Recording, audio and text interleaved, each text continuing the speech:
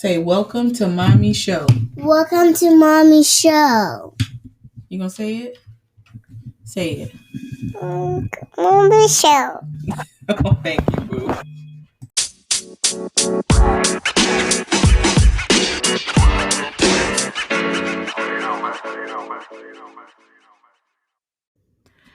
Welcome to another episode of Journey from Infertility. It's Lindsay.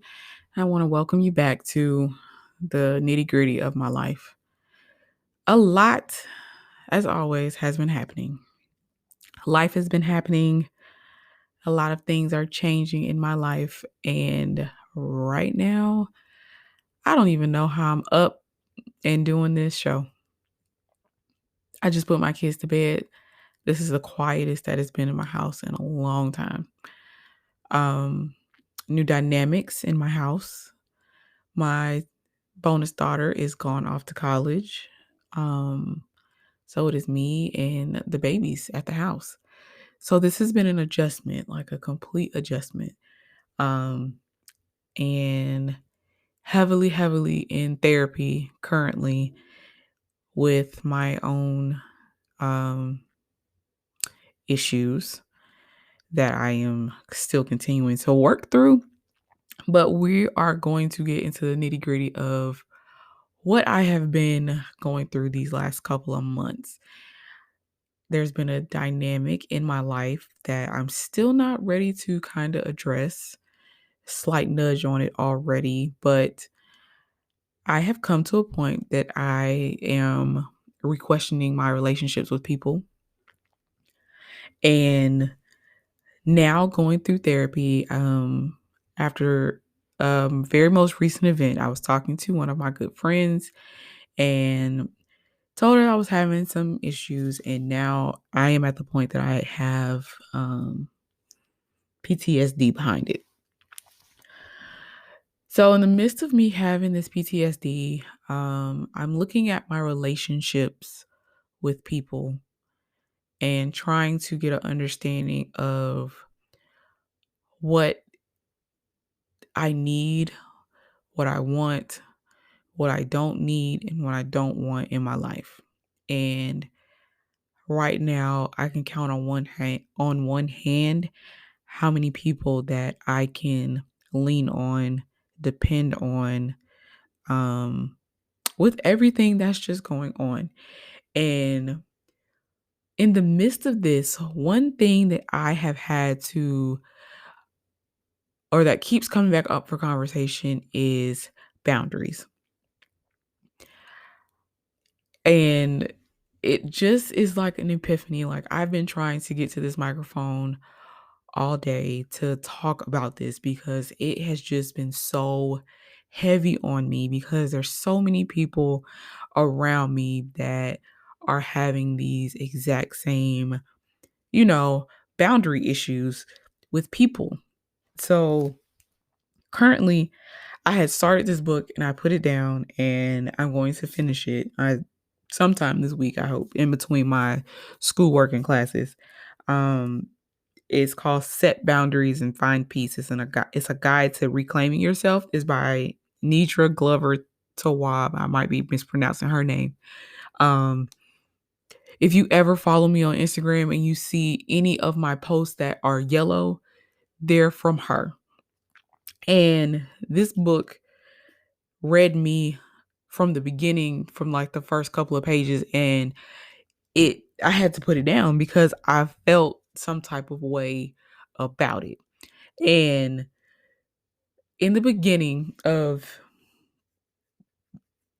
well, not even the beginning, the last couple of months, I've been having some real serious boundary issues with people. And that's with people respecting my boundaries and me also respecting other people's boundaries.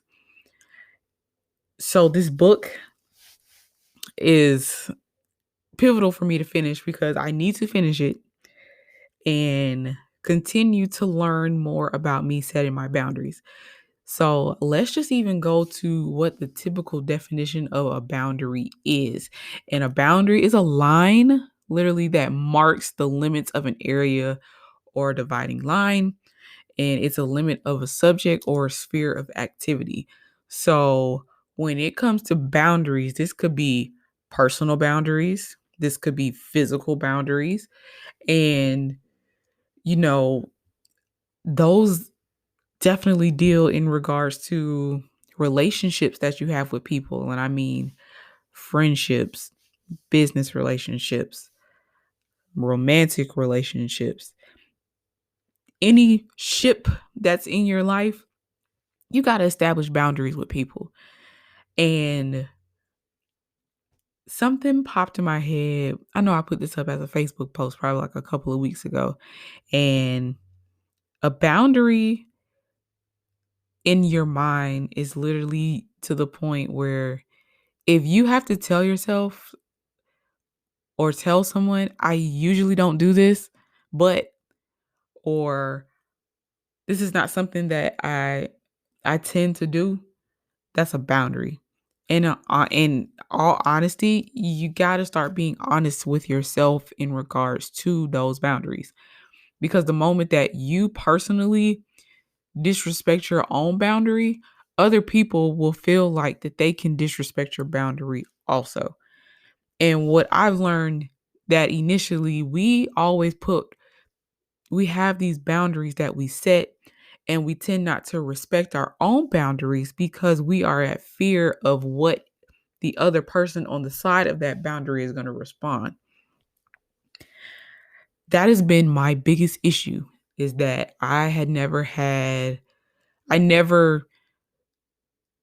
kept up with my boundaries, or I never established my boundaries and set my foot down when it comes to my boundaries because I cared how people felt.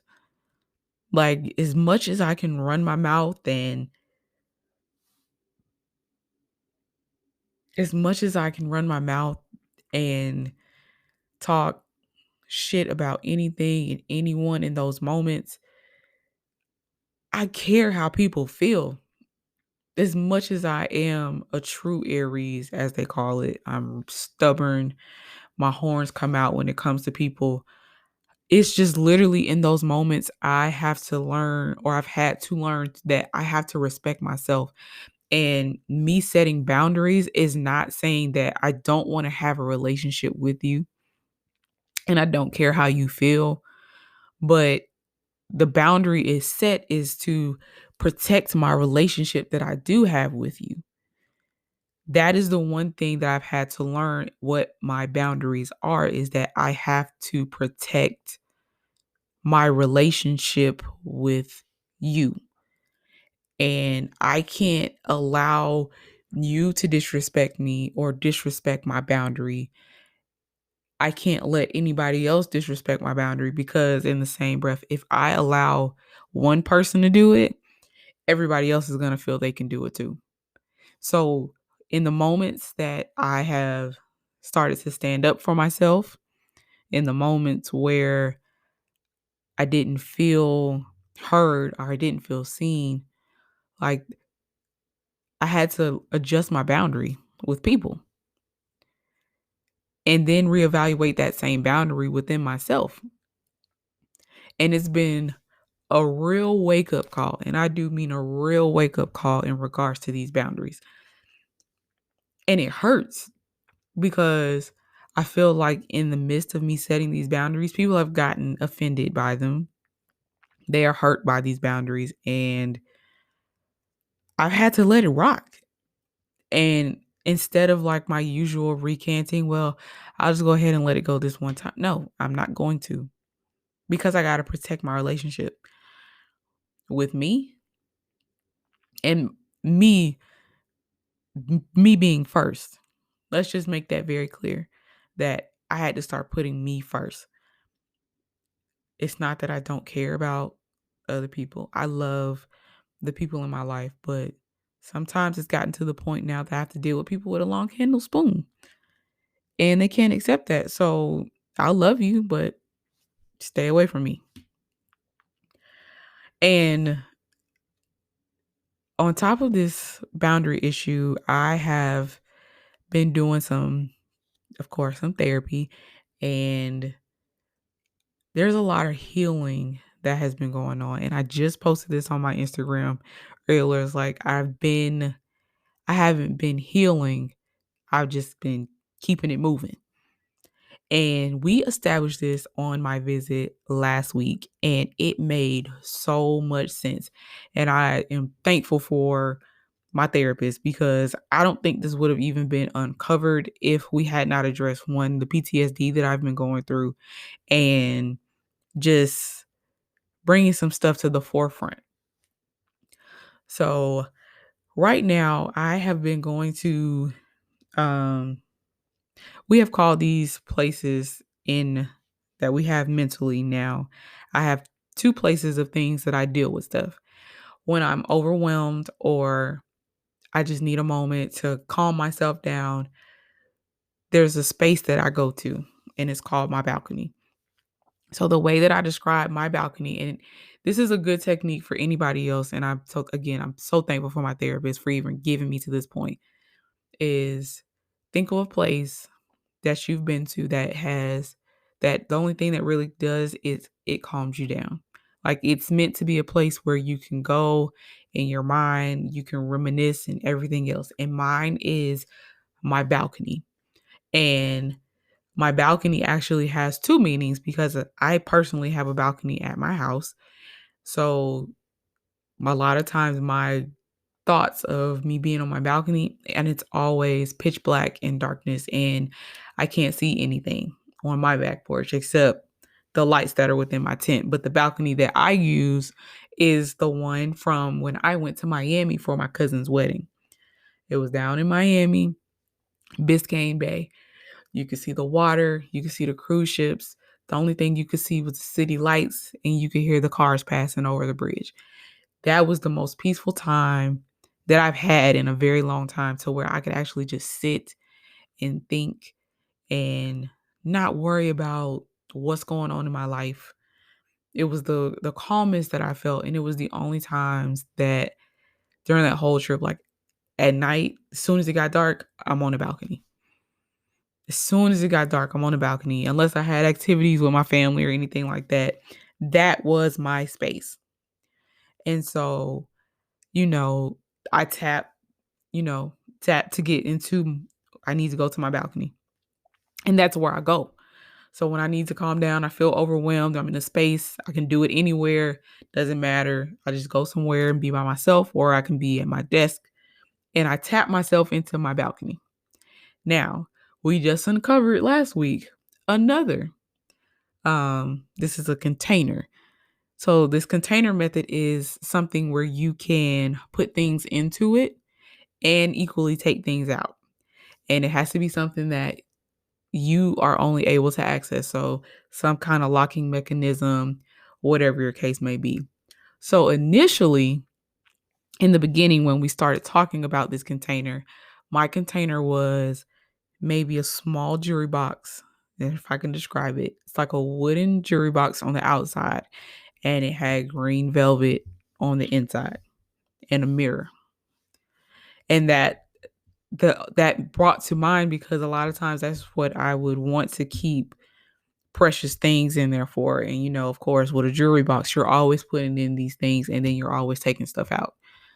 So started our session, started talking, and we started getting into the nitty gritty of our conversations like we usually do. And some other stuff started to come up, these feelings, and realizing that I have not been dealing with things, or I haven't been healing with things, instead of and just pretty much just dealing with it. And so I feel like I have been putting stuff away into this imaginary container for a long time. And this is probably dating back to my first miscarriages and first things like that, these first issues that I was having, and not dealing with them and just stuffing it. And I've been stuffing it for so long that it has really, it's more than just what's in this jewelry box.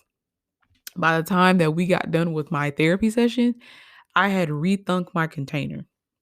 My container was literally a still a wooden safe but it turned from a jewelry box into a safe. It was a wooden big safe, still with this green velvet lining and this mirror on the inside of the door with that old school turning lock on the outside, a big one where you got like a steering wheel turn. Like that's how deep that we got into this conversation about the things that were going on in my life. And that's what it felt like now. Because instead of me taking things out of this safe and dealing with the things, I've just been piling stuff into the safe and not dealing with it. So every time that I feel like I can't deal with issues, I just throw them to the side. But the goal of this container in this essence is that we have to be able to put stuff into this container and we're able to take stuff out of it. So in the instances of where we want to be able to deal with things, or if you're just not ready to deal with it in that moment, you can put it up, lock it away, and come back to it whenever you're ready. But this was the issue with me, is that I have not been dealing with the stuff that's been in this safe for so long. So now my safe is full. It's completely full. And it's still getting stuff in it, but I'm not taking anything out, which is probably why my jewelry box turned into a safe at this point, because I have not been dealing and healing when it comes to this stuff. Like these last few months, I feel that I have been healing, not at a speed that most people would think like, oh, well, I'm going to therapy. This is going to be easy. And therapy isn't easy. Let me just make that clear. Therapy is not easy for everybody. And it's definitely not been easy for me. I've been in therapy consistently now for over a year. And it has been rough. It's really going on 2 years. Oh, yeah, it's been almost 2 years because it's been since I've had Aaliyah. And she'll be 2 in a couple of weeks. And Lauren will be 4 on Sunday. Um, so that's literally what this has turned into, is that it's more than just me dealing with what's going on in my bubble right now. Like there's more into these issues that I still have to dig deep into, and it has been affecting me so hard that I have not dealt with them. And so now it was just, that breaking point was not even probably the main thing that's been going on in my life. There's more to it. And I still got work to do. I still have work to do.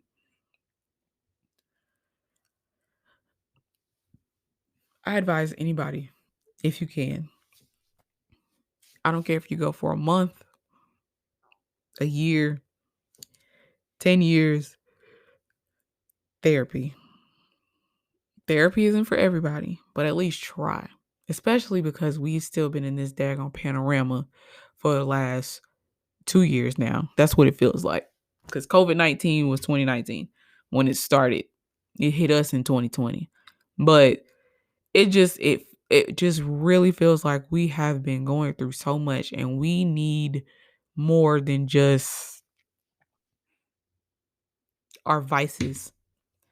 Like I think everybody has their own vice, but sometimes talking to someone who is unbiased, who knows and been trained professionally to help us deal with this, and having someone see something in a light that we have not seen, has been like the best thing for me, because sometimes you can talk yourself out of a lot of stuff.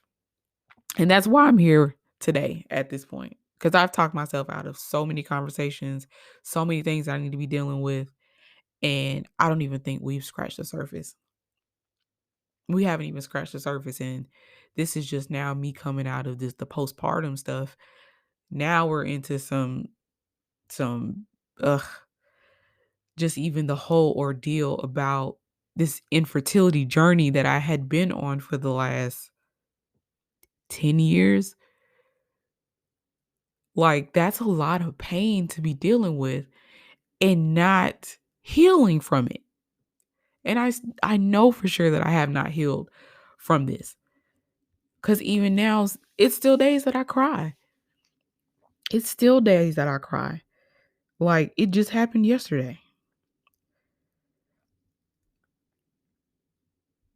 And I just want to be okay. I want to be able to get up and not feel pressured to be perfect because I'm not. I'm not perfect. I am a full-time mom, a full-time employee, a part-time student. I have so many things and so many hats that I try to wear, and I can't wear them all. And of course, a lot of us have as women have this superwoman, superhero complex that we are supposed to be able to do it all, be all, and do it with a smile. But we can't. I can't. Because now the tears that I cry when they do fall, oh, they fall hard. They fall so hard. And I mean, it's an ugly cry. But it's life. No one told me that I would be going through what I'm going through at 32. Nobody prepared me for this. I wasn't prepared.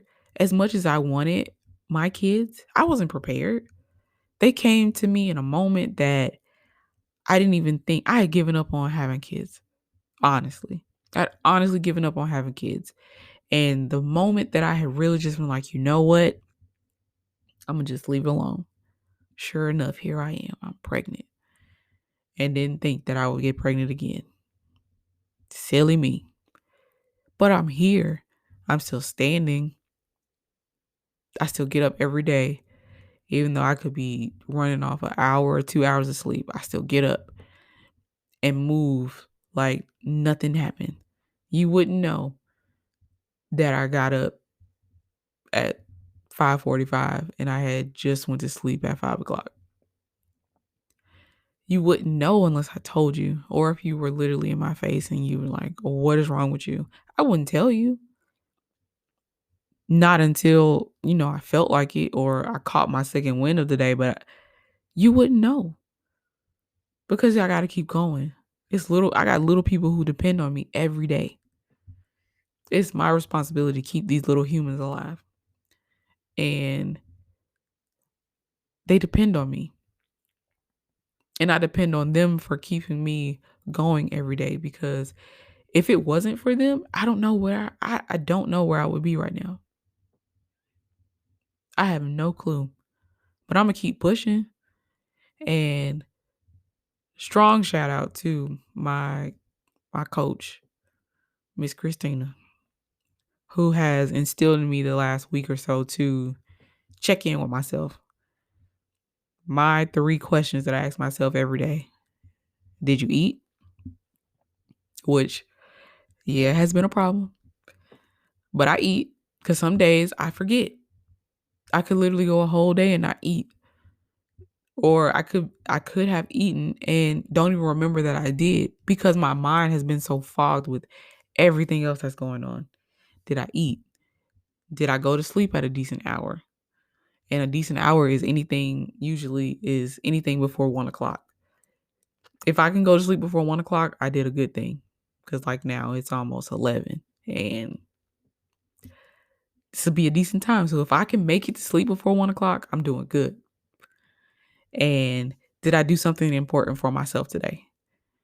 And that could be getting up 15 minutes ahead of my clock or me spending 15 minutes to meditate before the craziness starts with me or the kids, or me taking a moment just to be by myself.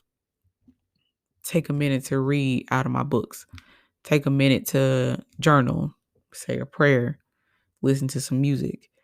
What's therapeutic for me? Playing solitaire on my phone. If I can do that for at least 15 minutes or playing a bubble pop game for 15 minutes, that's something for me. And that's my self-care for me in those moments. Like, find some time to carve out something so minute. Like, even if for you it's scrolling through social media for 15 minutes. Like, for some people, it's good for them. For me, it's solitaire or my bubble pop game or me speaking to my higher power for 15 minutes and praying and meditating, stretching, something. As long as you do it for you and not for anybody else, not on anybody else's time, just something for you. That felt good. That felt good to kind of get that out. So I'm going to leave this here. Check me out on Instagram. It's Lindsay_JFI, or you can go and follow my page, the Journey from Infertility page, which I have not posted on it, but I will be updating and staying put with that a little bit more. So you can again go follow Journey from Infertility on Instagram, or you can follow my personal page, which is Lindsay, LINDSEY_JFI. So I'll see y'all again next week. Peace.